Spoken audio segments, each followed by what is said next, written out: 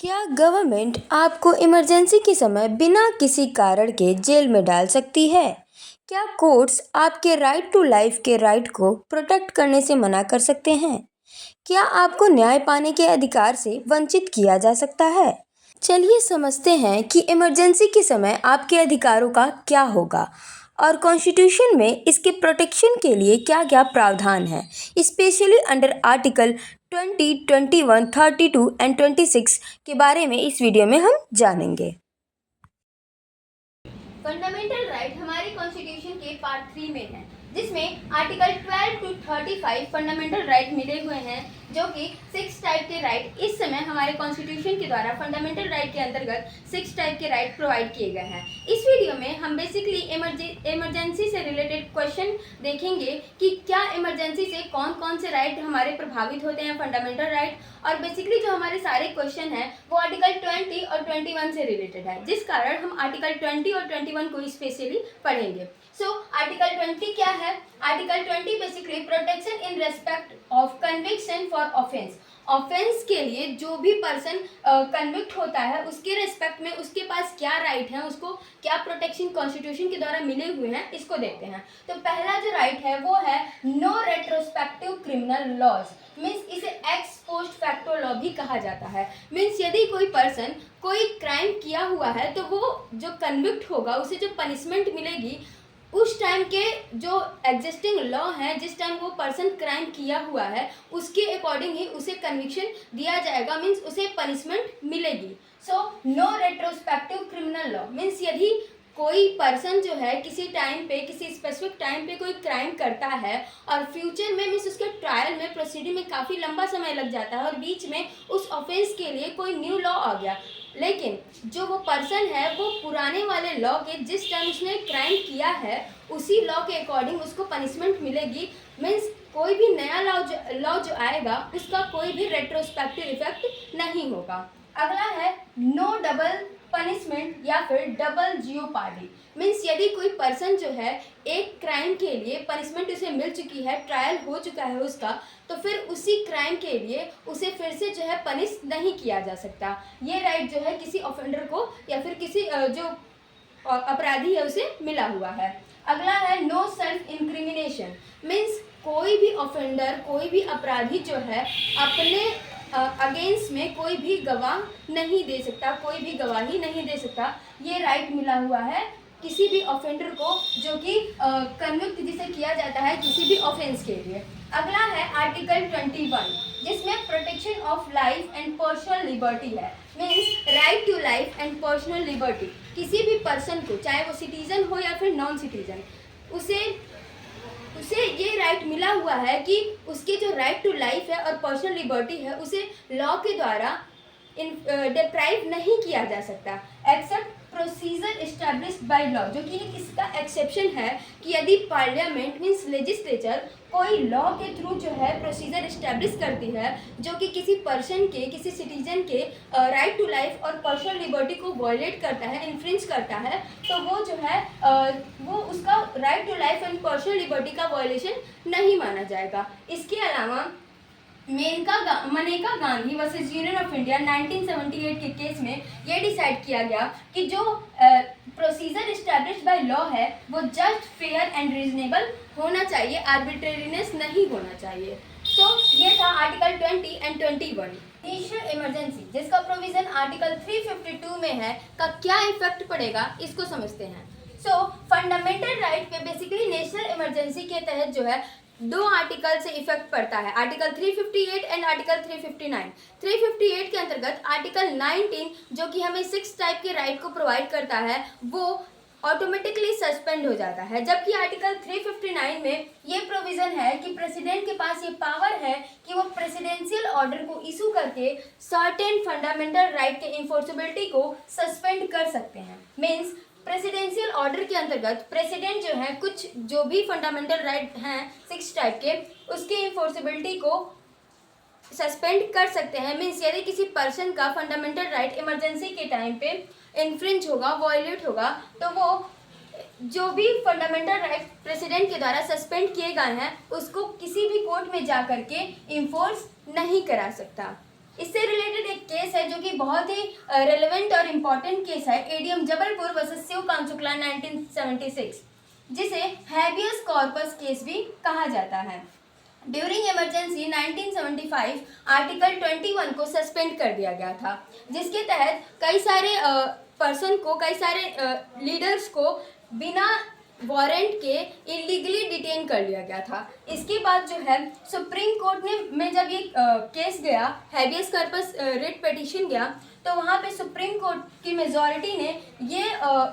Decision लिया, ये judgement दिया कि if someone illegally detained and article 21 is suspend, यदि इमरजेंसी के टाइम जो है कोई भी पर्सन इलीगली डिटेन किया गया होता है और उस टाइम आर्टिकल 20 जो है सस्पेंड है, तो हैबियस कॉर्पस जो रिट है, जो कि आर्टिकल 32 के अंतर्गत ये पावर है सुप्रीम कोर्ट के पास कि वो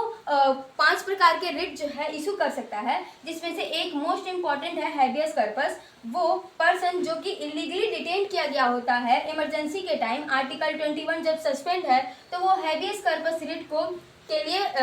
पिटीशन नहीं डाल सकता है। जबकि जो एक जस्टिस थे, जस्टिस HR खन्ना, उन्होंने इस पे डिसेंट जो है अपना जजमेंट दिया, जिसमें कहा कि आर्टिकल 21 राइट टू लाइफ जो है एक नेचुरल राइट है, एक इनएलिनेबल राइट है, एक इनहेरिटेंट राइट है, जिसे कभी भी किसी भी पर्सन से लिया नहीं जा सकता, चाहे इमरजेंसी हो चाहे कभी भी।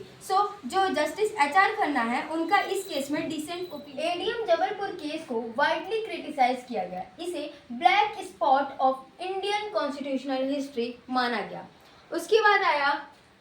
44th कॉन्स्टिट्यूशन अमेंडमेंट एक्ट 1978, जिसके तहत जो भी एडीएम जबलपुर केस में मिस्टेक हुए थे उसको सही किया गया, और आर्टिकल 359 क्लॉज 1 में ये इंसर्ट किया गया कि article 20 and 21 can not be suspended even during emergency. Means article 20 और 21 को कभी भी सस्पेंड नहीं किया जा सकता, यहाँ तक कि नेशनल इमरजेंसी के टाइम में भी आर्टिकल 20 और 21 को सस्पेंड नहीं किया जा सकता, जिसके थ्रू जो नेचुरल जस्टिस और ह्यूमन डिग्निटी है उसको अपहेल्ड करने की कोशिश की गई। Justice KS Puttaswamy versus union of India 2017 में ये डिसाइड किया गया, सुप्रीम कोर्ट ने ये एक्नॉलेज किया कि बेसिक ह्यूमन राइट जो है, right to life and personal liberty है, जिसे कभी भी सस्पेंड नहीं किया जा सकता, यहाँ तक कि नेशनल क्राइसिस के टाइम में भी जो right to life and personal liberty है उसको सस्पेंड नहीं किया जा सकता। अब सवाल ये है कि प्रेसिडेंट के पास ये पावर है कि वो अपनी प्रेसिडेंशियल ऑर्डर के थ्रू किसी भी फंडामेंटल राइट को इशू कर सकते हैं, और आर्टिकल 32 अपने आप में एक फंडामेंटल राइट है, जिसके थ्रू वो एक कॉन्स्टिट्यूशनल रेमेडी प्रोवाइड करता है कि यदि किसी पर्सन का कोई भी फंडामेंटल राइट वायलेट हुआ है, तो वो पर्सन जो है डायरेक्ट सुप्रीम कोर्ट में जाके, जो कि सुप्रीम कोर्ट का ओरिजिनल जुरिस्डिक्शन है, डायरेक्ट सुप्रीम कोर्ट में जाके उस अपने फंडामेंटल राइट को इन्फोर्स करा सकता है।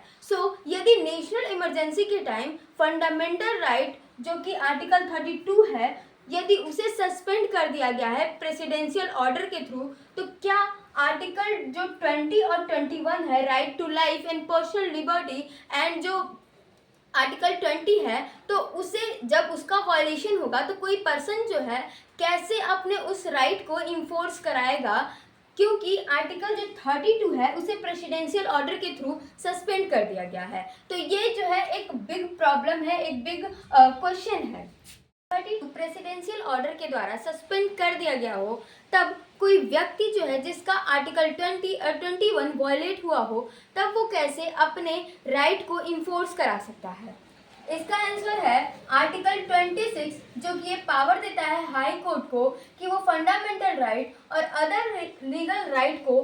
प्रोटेक्ट करने के लिए रिट, ऑर्डर और डायरेक्शन इशू कर सकते हैं। वो पर्सन जिसका फंडामेंटल राइट बेसिकली यहाँ पे हम लोग का क्वेश्चन है आर्टिकल 20 और 21 से रिलेटेड। वो पर्सन जिसका आर्टिकल 21 और 21 में जो राइट है उसका वायलेशन हुआ है, तो वो पर्सन आर्टिकल 226 के द्वारा हाई कोर्ट में जा करके अपने उस फंडामेंटल राइट को इन्फोर्स करा सकता है। लेकिन सवाल है कि क्या आर्टिकल 226 को भी सस्पेंड किया जा सकता है? तो ये इसका आंसर ये है कि मेनली जो है आर्टिकल 226 को सस्पेंड करने का कोई भी प्रावधान नहीं है, अनलेस प्रेसिडेंशियल ऑर्डर में ये एक्सप्रेसली स्टेटेड ना हो कि आर्टिकल 226 को भी सस्पेंड किया जा रहा है, जो कि एक बहुत ही रेयर केस है कि आर्टिकल 226 को प्रेसिडेंशियल ऑर्डर के थ्रू सस्पेंड किया जाए। लेकिन क्या होगा यदि आर्टिकल 32 एंड 226 दोनों को ही सस्पेंड कर दिया जाए, जो कि एक लगभग इम्पॉसिबल है ऐसा होना कि आर्टिकल 32 और 226 दोनों ही सस्पेंड है। लेकिन यदि ऐसा होता है तो प्रेसिडेंट को अपने उस प्रेसिडेंशियल ऑर्डर में एक्सप्रेसली ये मेंशन करना होगा कि उस सस्पेंशन के थ्रू आर्टिकल 32 और 226 में जो भी रिट इशू करने का जो भी उनके पावर है हाई कोर्ट और सुप्रीम कोर्ट के, उसको आर्टिकल 20 और 21 में जो राइट है वो सस्पेंड नहीं होंगे, मीन्स उसको इन्फोर्स किया जा सकता है। एक्सप्रेसली जो है प्रेसिडेंट को ये अपने प्रेसिडेंशियल ऑर्डर में मेंशन करना होगा कि उस सस्पेंशन के द्वारा जो है आर्टिकल 20 और 21 की इन्फोर्सिबिलिटी को सस्पेंड नहीं किया जा सकता। लेकिन तब क्या हो यदि आर्टिकल 20 और 21 दोनों को भी सस्पेंड कर दिया जाए, मीन्स दोनों की इन्फोर्सिबिलिटी को रोक दिया जाए। जब आर्टिकल 32 और 226 दोनों को सस्पेंड करके आर्टिकल 20 और 21 के इन्फोर्सिबिलिटी को भी रोका जाए, तब जो वो ऑर्डर होगा प्रेसिडेंशियल ऑर्डर वो अनकॉन्स्टिट्यूशनल और इनवैलिड होगा, मीन्स अगेंस्ट कॉन्स्टिट्यूशनल प्रोविजन जाएगा वो ऑर्डर, और उसे कोई भी पर्सन जो है इग्नोर कर सकता है, मीन्स उसे मान नहीं सकता, मीन्स उसे उसका इग्नोर कर सकता है उस ऑर्डर को, उसको मानना ज़रूरी नहीं है और यहाँ तक कि उसे चैलेंज भी कर सकता है। लेकिन सवाल ये है कि इमरजेंसी के दौरान जब दोनों ही आर्टिकल 32 और 226 दोनों ही आर्टिकल सस्पेंड हो, तो कोई पर्सन जो है कैसे इस ऑर्डर को, इस प्रेसिडेंशियल ऑर्डर को इमरजेंसी के टाइम चैलेंज कर सकता है? तो इसका आंसर है कि ये जो चैलेंज है कोई भी पर्सन कर सकता है प्रेसिडेंशियल ऑर्डर को after emergency and, means emergency के ख़त्म होने के बाद कोई भी पर्सन जो है प्रेसिडेंशियल ऑर्डर जो आया था जो कि अगेंस्ट कॉन्स्टिट्यूशनल प्रोविजन था उसे चैलेंज कर सकता है because of doctrine of basic structure, means doctrine of basic structure के थ्रू जो है जिसका जो कि केशवानंद भारती केस 1973 में इसका ओरिजिन हुआ था, इसके थ्रू कोई भी पर्सन उस प्रेसिडेंशियल ऑर्डर को चैलेंज कर सकता है। और यहाँ तक कि उसी केस में, केशवानंद भारती केस में ही जुडिशियल रिव्यू को जो है कॉन्स्टिट्यूशन का बेसिक स्ट्रक्चर माना गया है। सो डॉक्ट्रिन ऑफ बेसिक स्ट्रक्चर और डॉक्ट्रिन ऑफ जुडिशियल रिव्यू के थ्रू जो है कोई भी पर्सन जो है प्रेसिडेंशियल ऑर्डर को चैलेंज कर सकता है जो कि अगेंस्ट द कॉन्स्टिट्यूशनल प्रोविजन था, और इसके थ्रू मीन्स चैलेंज करके किसी भी कोर्ट में उसे चैलेंज कर सकता है उस प्रेसिडेंशियल ऑर्डर को, और उस ऑर्डर को जो है वॉइड डिक्लेयर करा सकता है। और यहाँ तक कि यदि उसे इनलीगल डिटेन किया गया हो या फिर उसका कोई भी फंडामेंटल राइट वायलेट हुआ हो इस कारण से, तो वो जो है कंपनसेशन को भी क्लेम कर सकता है। सो ये था हमारा क्वेश्चन ड्यूरिंग नेशनल इमरजेंसी में जो फंडामेंटल राइट है बेसिकली आर्टिकल 20 और 21 उस पर क्या इफेक्ट पड़ता है, इस वीडियो में हमने कवर किया है। So, if you found this video helpful and informative, don't forget to like, share and subscribe for more informative and legal concepts. Thanks for watching.